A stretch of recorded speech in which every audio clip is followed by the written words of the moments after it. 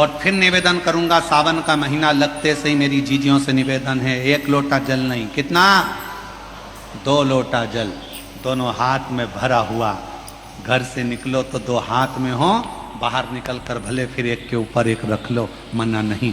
पर शंकर के मंदिर में जब पहुंचो, दोनों हाथ में जल हो और शिव जी के ऊपर दोनों धार एक साथ, बाबा के धार जल की 2 एक साथ लगना चाहिए और शिव जी से अपने मन की प्रार्थना करना चाहिए, शिव स्वीकार करो। आप जितनी जितनी शिव भक्ति को धारण कर सकते हो सावन के महीने में उतना करो।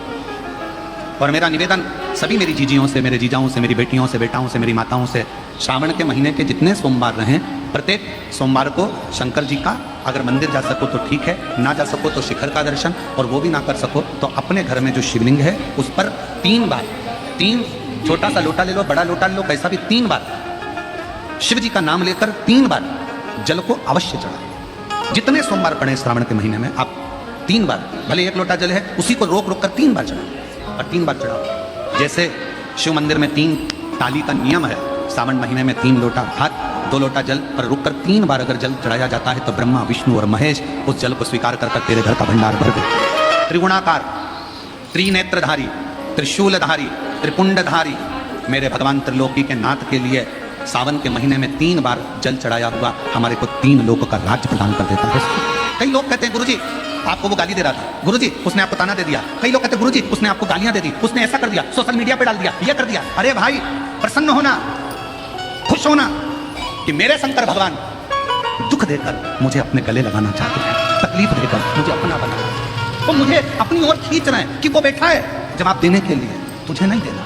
तो कहते हैं ना, तू अपना 1 लोटा जल बरकरार रखना, वो तेरा जलवा बरकरार रखेगा।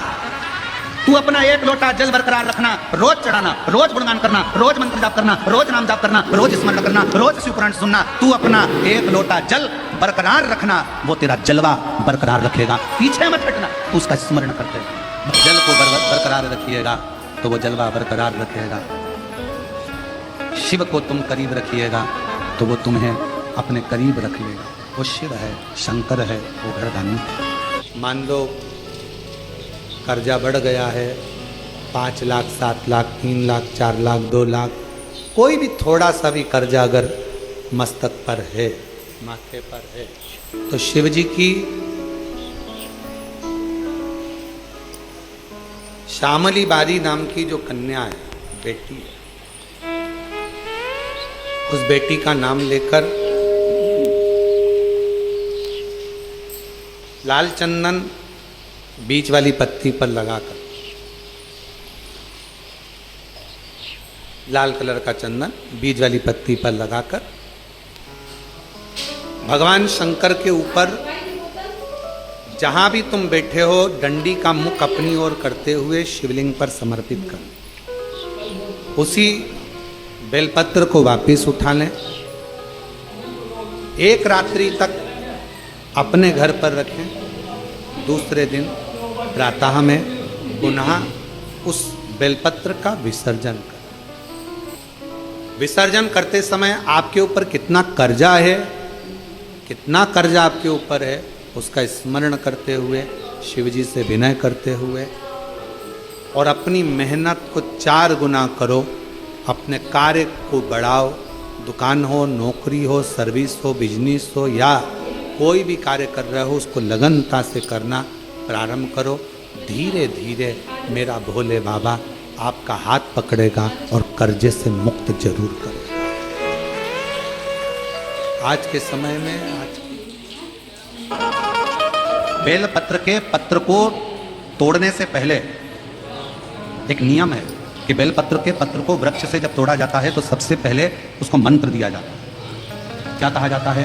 ओम नमः शिवाय। बेलपत्र के पत्र को पेड़ पे से जब तोड़ा जाता है तो ओम नमः शिवाय का नाद किया जाता है। और बेलपत्र के पत्र में, इसमें तो वो नहीं है गुठी, बेलपत्र का जब पत्ता टूटता है तो यहाँ एक गूठी आ जाती है। देखा है आपको?